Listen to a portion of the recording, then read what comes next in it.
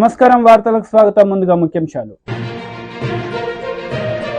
ఎన్నికల సందర్భంగా CM Revanth Reddy road show, ఇరు పార్టీలపై fire. YCP leader Posani Krishnamurali press meet, TDP నేతలపై ఫైర్. ఎన్నికల సందర్భంగా ఆర్మూర్లో CM Revanth Reddy road show నిర్వహించారు. ఈ సందర్భంగా ఆయన మాట్లాడారు. గ్రామాలే తరలి వచ్చి ఎక్కడికక్కడ సాదరంగా ఆహ్వానించి స్వాగతం పలుకుతుంటే నేను ఆర్మూరు గడ్డ మీద కాలు పెట్టేటప్పటికి సాయంత్రం 5 అయ్యింది. అయినా ఆర్మూరు బిడ్డలు, ఆర్మూరు రైతాంగం, ఆర్మూరు యువకులు మిట్ట మధ్యాహ్నం అన్నం తినకుండా సాయంత్రం అయినా మీరందరూ ఎదురు చూసి ఆనాడు నాకు స్వాగతం పలికి నాకు ఒక ధైర్యాన్ని ఇచ్చి కాంగ్రెస్ పార్టీకి సోనియా గాంధీ గారికి ఒక నమ్మకాన్ని ఇవ్వడంతో శ్రీమతి సోనియా గాంధీ గారు నన్ను కాంగ్రెస్ పార్టీ అధ్యక్షుడిగా నియమించడం జరిగింది. వాస్తవంగా కాంగ్రెస్ పార్టీ అధ్యక్షుడిగా అవకాశం రావడానికి ఆనాడు ఆర్మూర్లో ఈ రైతాంగం చేసిన దీక్ష, ఆనాడు మీరు అండగా నిలబడ్డారు కాబట్టి ఈనాడు పిసిసి అధ్యక్షుడినై రాష్ట్రం నలుమూలలో తిరిగి తండాలలో, గూడాలలో, మారుమూల పల్లెల్లో ప్రతి పేదవాడి తలుపు తట్టి ప్రతి పేదవాడి గుండెకు చేరుకొని ప్రజల్ని సమన్వయం చేసి 4 కోట్ల ప్రజల్ని కాంగ్రెస్ పార్టీ వెంట నడిపించినందుకు ఈనాడు ప్రజలు ఆశీర్వదించి 65 సీట్లు గెలిపించి తెలంగాణ రాష్ట్రానికి ముఖ్యమంత్రిగా చేసి మళ్ళీ ఈరోజు ఆర్మూర్ అంబేద్కర్ చౌరస్తాలో తెలంగాణ రాష్ట్ర ముఖ్యమంత్రిగా మీ ముందల నిలబడి నేను ఈరోజు మాట్లాడుతున్న మిత్రులారా, ఈరోజు నేను ఈ స్థాయికి చేరడానికి ఆనాడు ఆర్మూరు రైతాంగం అండగా నిలబడడమే ఈరోజు ఎంతో ఉపయోగపడ్డది అని చెప్పి నేను మీ ముందు చెప్పదలుచుకున్నా. మిత్రులారా, ఈరోజు మీరు ఆలోచన చేయండి. 2014లో 100 రోజుల్లో చక్కెర కర్మాగారం తెరుస్తా అని మాట ఇచ్చి చంద్రశేఖరరావు కుమార్తె కల్వకుంట్ల కవిత ఎన్నికల బరిలో దిగింది. ఆ ఎన్నికల్లో 100 రోజులు కాదు కదా, 10 ఏళ్లైనా చక్కెర కర్మాగారం తెరవకపోవడంతో ఆనాడు అండగా నిలబడి నిజామాబాద్ నియోజకవర్గం నుంచి పార్లమెంటుకు పంపించిన మీరు ఈ ప్రాంత రైతాంగం వాళ్ళని నమ్మించి మోసం చేసినందుకు, ఈ నిజామాబాద్ ప్రాంత రైతులను నట్టేట ముంచినందుకు అందరూ ఏకతాటిపైకి వచ్చి దాదాపుగా 2019లో 100 మంది నామినేషన్ లేచి మీ ప్రతాపాన్ని చూపించి ఆనాడు మీ రైతాంగంతోని పెట్టుకుంటే మీకు మాట ఇచ్చి మోసం చేస్తే తప్పకుండా బండకేసి కొడతామని ఆర్మూరు ఈ ప్రాంత రైతులు నిరూపించారు. అదేవిధంగా 2019లో ఒక గుండా ఆయన మీకు బాండ్ పేపర్ రాసిచ్చాడు. 5 రోజుల్లో అధికారంలోకి వచ్చిన వెంటనే ఎంపీగా గెలిచిన 5 దినాలలో నిజామాబాద్ పసుపు రైతాంగానికి నిజామాబాద్కు పసుపు బోర్డు తెస్తా అని బాండ్ పేపర్ రాసి ఇవ్వడమే కాదు, రాజ్నాథ్ సింగ్ నాడు వీడికి పిలిపించి మీకు అందరికి మాట ఇప్పించండు. రామ్ మాధవ్ గారిని ఈ ప్రాంతానికి ఆహ్వానించి రామ్ మాధవ్ గారి చేత కూడా మీకు మాట ఇచ్చిండ్రు. మీరు అనుకున్నాడు మావాడే మా బిడ్డనే పసుపు బోర్డు ఇప్పిస్తా అంటున్నాడు కదా, పసుపు రైతాంగాన్ని ఆదుకుంటా అంటున్నాడు కదా, అందుకే కవితను బండకేసి కొట్టి ఈ గుండును పార్లమెంటుకు మీరు పంపించారు. నేను ఇవాళ మా ఆర్మూరు యువకుల్ని నేను అడుగుతున్నా, 5 ఏళ్ళు అయిపోయింది మోడీ ప్రధానమంత్రి అయి, 10 ఏళ్ళు అయిపోయింది, మళ్ళా ప్రధానమంత్రి గారు వచ్చి టీడీపీ ఎమ్మెల్సీ అశోక్ బాబు మీడియా సమావేశం నిర్వహించారు. ఈ సందర్భంగా సీఎం జగన్ పై ఆయన మండిపడ్డారు. రేపు ప్రభుత్వం రాగానే మెగా డిఎస్సి పెడతాం. టీచర్లు లేకుండా, టీచర్లకు ట్రైనింగ్ లేకుండా ఇంగ్లీష్ మీడియం ఎట్లా రన్ అవుద్ది? వాళ్ళని లిక్కర్ షాపుల దగ్గర బాత్రూమ్ ఫోటోలు తీయమని చెప్పి వాళ్ళని అవమానించి వాళ్ళ గౌరవాన్ని గంగలో కలిపి వాళ్ళని సెకండ్ గ్రేడ్ సిటిజన్స్గా ట్రీట్ చేస్తూ నువ్వు విద్యా విధానం గురించి మాట్లాడతావు. కాబట్టి ఈ రాష్ట్రంలో విద్య నాశనమైనంతగా భారతదేశంలో ఏ రాష్ట్రం కూడా విద్యా వ్యవస్థ నాశనం కాలేదు. దానికి కారణం జగన్మోహన్ రెడ్డి మూర్ఖత్వం. అతను నేషనల్ ఎడ్యుకేషన్ పాలసీ తీసుకురావడం వల్ల ఆ స్కూళ్ళన్నీ కూడా మెర్జ్ అయిపోయి అంగన్వాడీలని ప్రైమరీ స్కూల్స్ హై స్కూల్స్గా 2 కిలోమీటర్లో ఉండాల్సిన స్కూళ్ళన్నిటిని కూడా ఎక్కడో పెట్టి పిల్లలు ఎవరు స్కూల్కి వెళ్ళలేని పరిస్థితుల్లో అందరూ ప్రైవేట్ స్కూల్కి వెళ్తే, దగ్గరలో ప్రైవేట్ స్కూల్కి వెళ్తే ఇవాళ ఎడ్యుకేషన్ సిస్టమ్ మొత్తం కొలాప్స్ అయింది. డిఎస్సి లేదు. ఇంకా 5 రోజులు నువ్వు పెట్టేదేంటి, చచ్చేదేంటి? ఈ రకంగా విద్యా వ్యవస్థ నాశనం చేసింది నువ్వు. అసలు ఇంగ్లీష్ మీడియం గురించి నువ్వు మాట్లాడతావేంటి? నీకేం హక్కు ఉంది? ఒక జీవో ఇస్తే అయిపోద్దా? ఆ జీవోతో మేము కూడా ఇచ్చాం. ఆల్ మున్సిపల్ హై స్కూల్స్ వాటిలో ఇంగ్లీష్ మీడియం కావాలని చెప్పి పెడితే నారాయణ గారి టైంలో టీచర్ సంఘాలు వచ్చి రిక్వెస్ట్ చేసినాయి.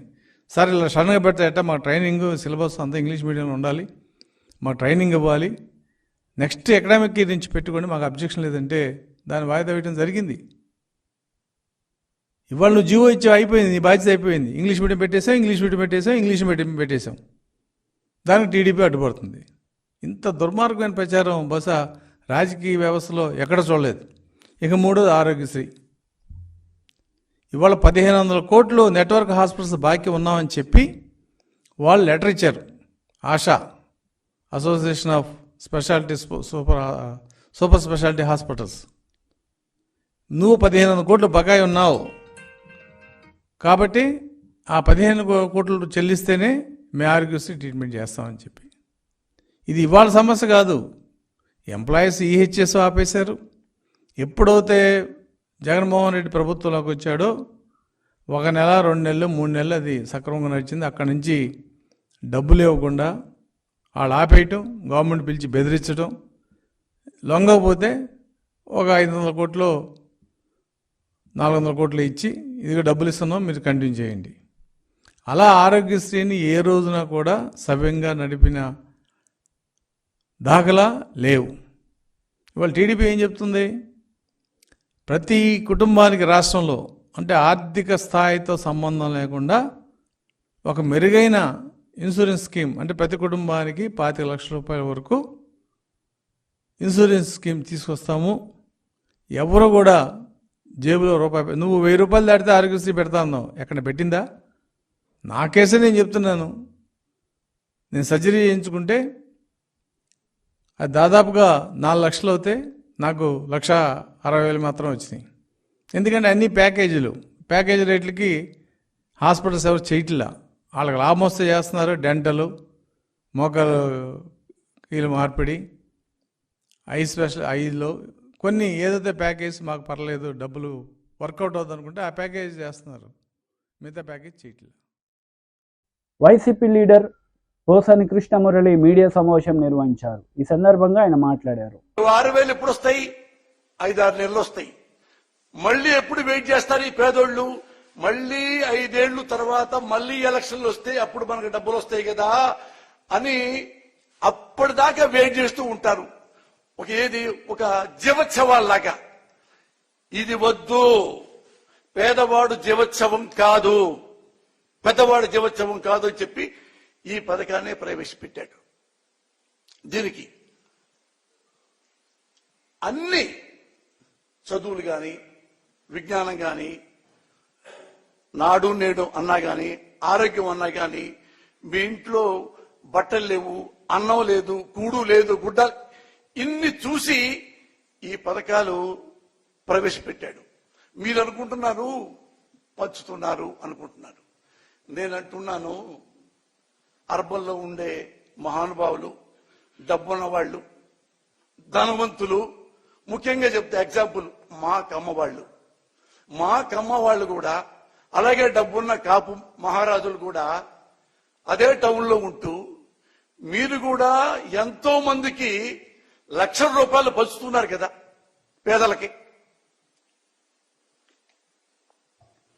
పేదలు, నేను కమ్మవాణ్ణి, అరే ఊళ్ళలో మనకు అమ్మవాడు ఉన్నాడు, వీడు బాగా చదువుతున్నాడు, వీడి డబ్బులు లేవు అని వాడికి 10,000 5,000 ఇచ్చుకుంటూ ఈ మనం ఇస్తే వాడు చదువుకొని మళ్ళాగే పెద్దాడవుతాడు కదా అని వీళ్ళు డబ్బున్న కమ్మవారు డబ్బు లేని పేదవాళ్ళకి, డబ్బున్న కాపు నాయకులు రాజకీయ నాయకులు కాదు, గుంటూరులో ఉన్నారు చూడండి, మన మహానుభావుడు అంటే గుంటూరులో తులసి రామచంద్ర ప్రభు, అతను కొన్ని వందల కాదు వేలాది మంది కాపు కుర్రోళ్ళకి, అమ్మాయిలకి అబ్బాయిలకి తన సొంత డబ్బులతో లక్షల్లో చదివిస్తున్నాడు.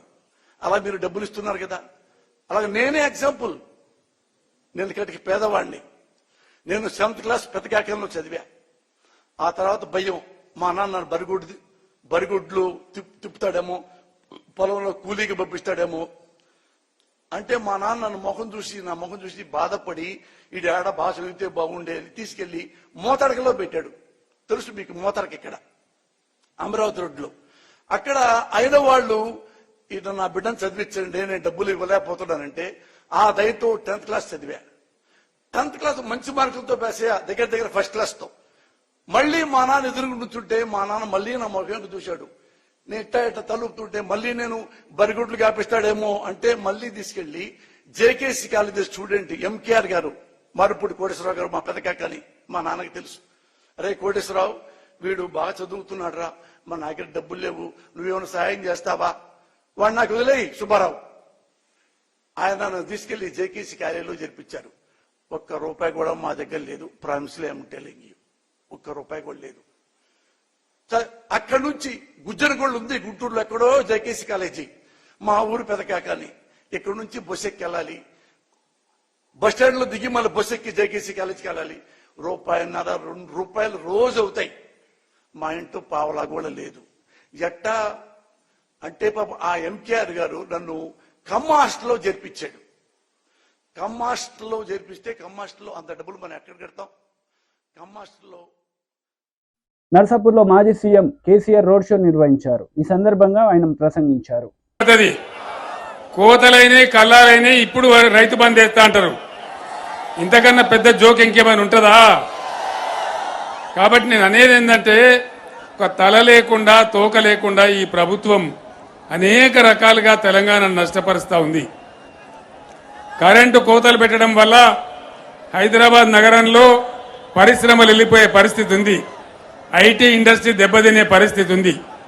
మన నర్సాపూర్ ప్రాంతానికి వస్తే బ్రహ్మాండంగా నేను కోమటి బండల నుంచి ప్రత్యేకమైన లైన్ వేయించిన, మంచినీళ్లు బాగా రావాలని, కాళేశ్వరం ప్రాజెక్టుతోనే నర్సాపూర్ లింక్ కావాలని, ఇక్కడ 1,50,000 ఎకరాలకు నీళ్లు రావాలని మన శంకరంపేట నుంచి కాలువలు తవ్వుతా ఉన్నారు. అవన్నీ మీ కళ్ళ ముందట్నే ఉన్నాయి. మల్లన్న సాగర్ నుంచి ఒకసారి నీళ్లు రావడం మొదలైతే నర్సాపూర్ బంగారు తునుక అవుతుంది. దాన్ని మనం ఇవాళ ఈ కాంగ్రెస్ ప్రభుత్వం చేస్తుందనే నమ్మకం నాకు లేదు. దానికోసం ఆ కాలువ పూర్తి కావాలి, మల్లన్న సాగర్ నుంచి బ్రహ్మాండంగా నర్సాపూర్కు నీళ్లు రావాలి అంటే ఎంపీగా వెంకట్రామరెడ్డి సార్ గెలవాలి. ఎందుకంటే మనందరం కలిసి యుద్ధం చేస్తే తప్ప ఈ ప్రభుత్వం నీళ్లు ఇచ్చేటువంటి ఆచారంలో లేదు. మనకు అర్థమైతా ఉంది. ఏ ఒక్క హామీ నెరవేర్చలే, ఇంకా నెరవేర్చే ఆశ కూడా లేదు. మనకు ఇబ్బంది కలుగుతా ఉంది. అటు విద్యార్థి లోకాన్ని గోల్మాల్ చేసినారు, అన్ని రకాలుగా కూడా ఇబ్బందుల పాలు చేస్తా ఉన్నారు. కేసీఆర్ ఎన్ని రకాలుగా నర్సాపూర్ అభివృద్ధి చేసిండో మీకు తెలుసు. మున్సిపాలిటీకి నేను 25 కోట్ల రూపాయలు ఇచ్చిన, వాటిని కూడా వాపసు తీసుకొని పోతా ఉన్నారు. గ్రామాల డెవలప్మెంట్ కోసం కూడా డబ్బులు ఇచ్చినాం, వాటిని కూడా వాపసు తీసుకొని పోతా ఉన్నారు.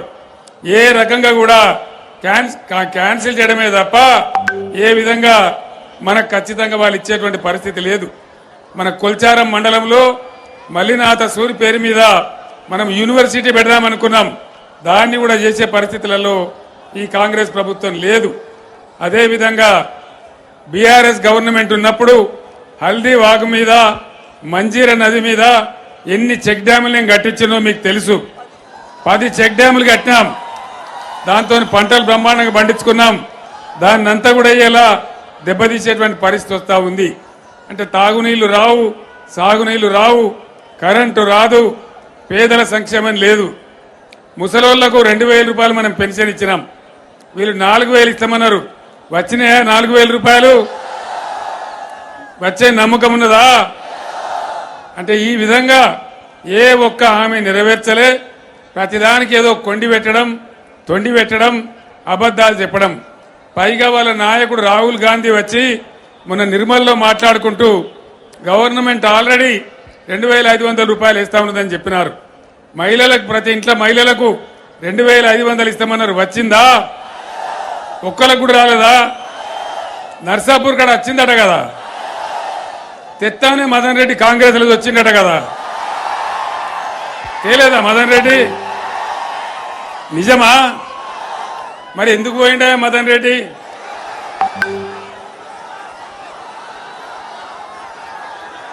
పైచలక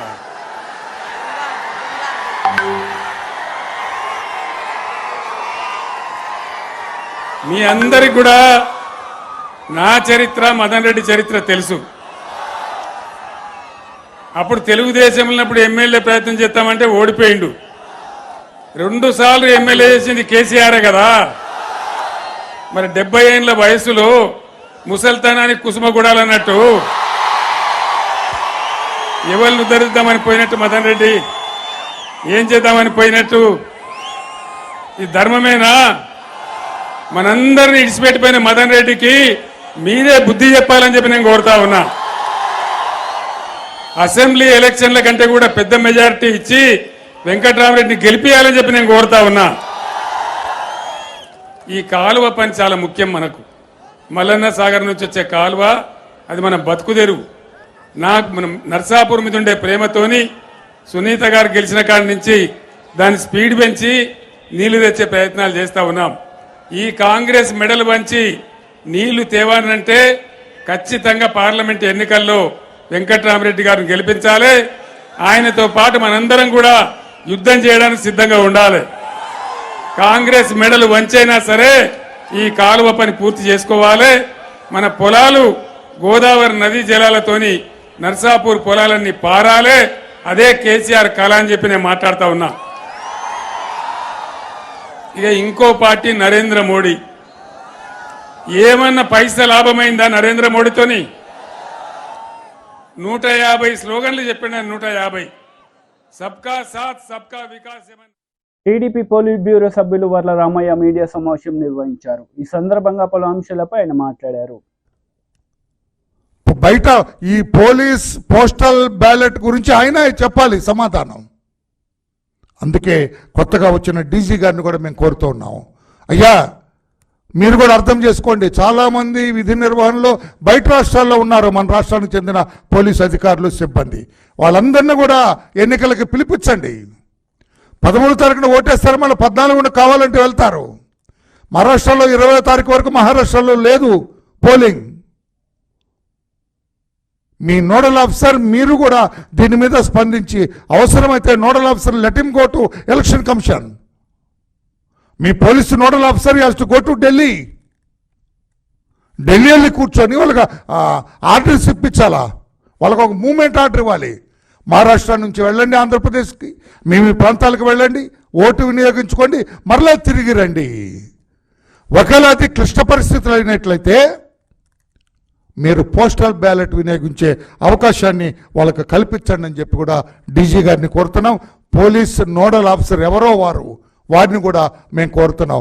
ఏ ఒక్క పోలీస్ అధికారి కూడా, పోలీసు సిబ్బంది కూడా ఓటు వేయకుండా ఉండే పరిస్థితులు ఉండటానికి వీలేదు.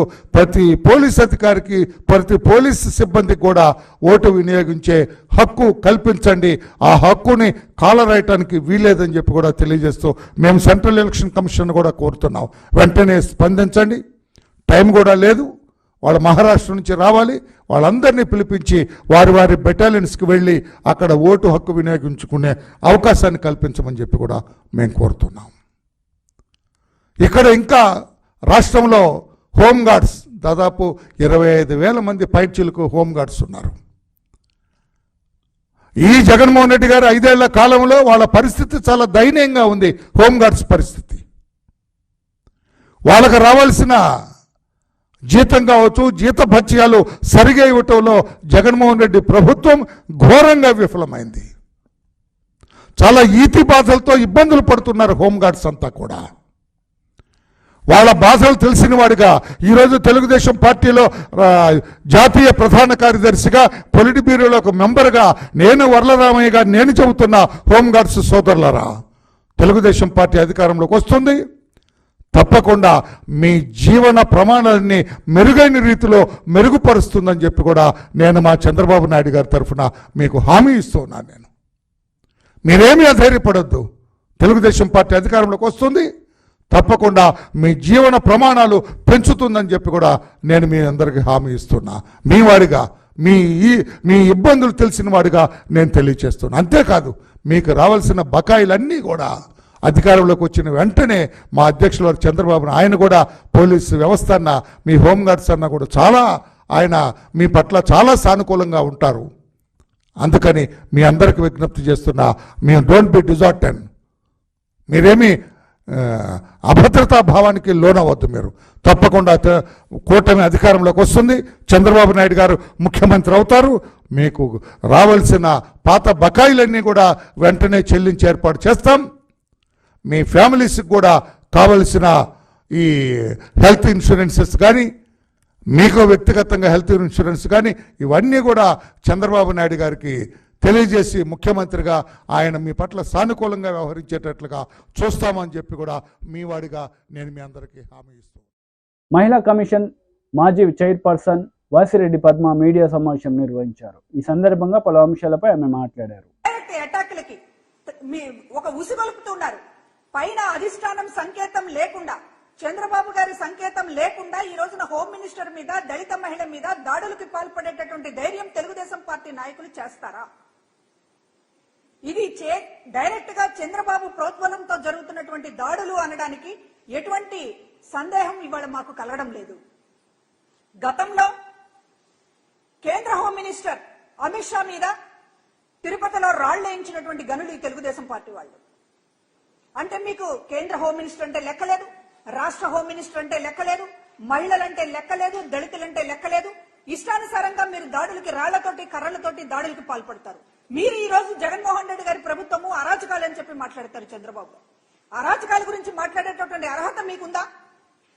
ఇవాళ ఎవరు ప్రతిపక్షంలో ఉండి కూడా కవ్వింపు చర్యలకి, దాడులకి పాల్పడుతుంటే సంయమనం పాటిస్తూ అధికారంలో ఉన్నా కూడా, అధికార గతం 5 ఏళ్లుగా కూడా సంయమనం పాటిస్తూ ఈ రోజున పరిపాలన జరగాలి, పేద ప్రజలకు మంచి జరగాలి, మహిళలకు మేలు జరగాలి తప్ప వాళ్ళు కవ్వించినా సరే దాడులకి కానీ లేకపోతే మరొక దానికి కానీ పాల్పడొద్దు అనేటటువంటి కంట్రోల్ చేసింది జగన్మోహన్ రెడ్డి గారు. ఈ రోజున ఎన్నికల సమయంలో కూడా కనీసం ప్రజలేమనుకుంటారు, మహిళలేమనుకుంటారు, దళితులేమనుకుంటారు అనేటటువంటి ఒక సంకోచం కూడా లేకుండా మీరు దాడులకు పాల్పడుతున్నారంటే ఎలాగైనా సరే కొట్టైనా, తిట్టైనా, అవసరమైతే చంపైనా అధికారంలోకి రావాలి అనేటటువంటి స్టాండ్ తీసుకున్నారా చంద్రబాబు గారు అనే అనుమానం కలుగుతా ఉంది. ఎందుకంటే అసలు నిన్న జరిగినటువంటి దాడి హోమ్ మినిస్టర్ ఇంటిపైన ఆవిడ ప్రచారంలో ఉన్నారు, ఎటువంటి కవ్వింపు చర్యలు లేవు, కనీసం ఎదురెదురు పడినటువంటి సంఘటన కూడా లేదు. ప్రచారంలో ఉన్నటువంటి కార్యకర్తల మీద దాడులు చేసుకుంటూ ఆఫీసులో లోపల ఇంట్లో హోమ్ మినిస్టర్ ఉంది, ఆవిడ్ని కొట్టాలి అనేటటువంటి దాంతో మీరు తలుపులు పాలగొట్టి కర్రలతోటి దాడి చేసేటటువంటి ప్రయత్నం చేశారంటే ఇదెంత దుర్మార్గమైనటువంటి విషయం. అంటే ఎలక్షన్ కమిషన్ ని మేము ఏదైనా ప్రభావితం చేయగలం, ఇవాళ కేంద్రంతో బీజేపీతో మేము జతకట్టాం కాబట్టి మీరు ఏం చేసినా చెల్లుతుందనేటటువంటి ఒక పరిస్థితిలో మీరేమన్నా ఉన్నారా? ఇవాళ ఎన్నికల కమిషన్ మీద ఒత్తిడి తీసుకొస్తున్నారు. గతంలో ఎప్పుడూ లేనటువంటి విధంగా అమల్లో ఉన్నటువంటి పథకాలకి ఈసీ బ్రేక్ వేస్తా ఉంది. కాబట్టి హోమ్ మినిస్టర్ పైన దాడులు చేసినా లేకపోతే మహిళల పైన దాడులు చేసినా కూడా ఎలక్షన్ కమిషన్ మమ్మల్ని ఏమీ అనదు, మమ్మల్ని కంట్రోల్ చేయదు అనేటటువంటి భరోసా ఏమైనా చంద్రబాబు గారికి లభించిందా? అందుకని ఇలాంటి దాడులకి తెగబడుతున్నారా అనేటటువంటిది ఈ రోజు అర్థం చేసుకోవాల్సినటువంటి అవసరం ఉంది. ఈ రోజు మహిళలకి సంబంధించినటువంటి విషయాల మీద 5 ఏళ్లుగా ఈ రాష్ట్రంలో ఆత్మగౌరవాన్ని గాని గౌరవాన్ని గాని పెంచేటటువంటి విధంగా మహిళా సాధికారిత అంటే ఏంటో చేసి చూపించి ఈ రోజు మహిళలకి అండగా నిలబడినటువంటిది ప్రభుత్వం. ప్రతి పథకము ఈ రోజు మహిళలను ఉద్దేశించి డీబీటీ ద్వారా డైరెక్ట్ గా నేరుగా మహిళ అకౌంట్ లోకి డబ్బందేలాగా చేశాం. అదేవిధంగా 30 లక్షల మంది మహిళలకి జగన్మోహన్ రెడ్డి గారు ఇళ్ల పట్టాలు ఇచ్చి వాళ్ళని ఇంటి యజమాని చేసి గౌరవించినటువంటి పరిస్థితి. కానీ ఇవాళ చంద్రబాబు ఏం మాట్లాడుతున్నాడు? చంద్రబాబు మహిళల్ని ఎంత కించపరుస్తూ మాట్లాడుతున్నాడు? వార్తలు ముగించే ముందు ముఖ్యాంశాలు మరోసారి. ఎన్నికల సందర్భంగా CM Revanth Reddy road show, ఇరు పార్టీలపై fire. YCP leader Posani Krishnamurali press meet, TDP నేతలపై ఫైర్. ఈ వార్తలు ఇంతటితో సమాప్తం. తిరిగి ప్రసారమయ్యే వార్తల్లో మళ్ళీ కలుద్దాం. అంతవరకు సెలవు. నమస్తే.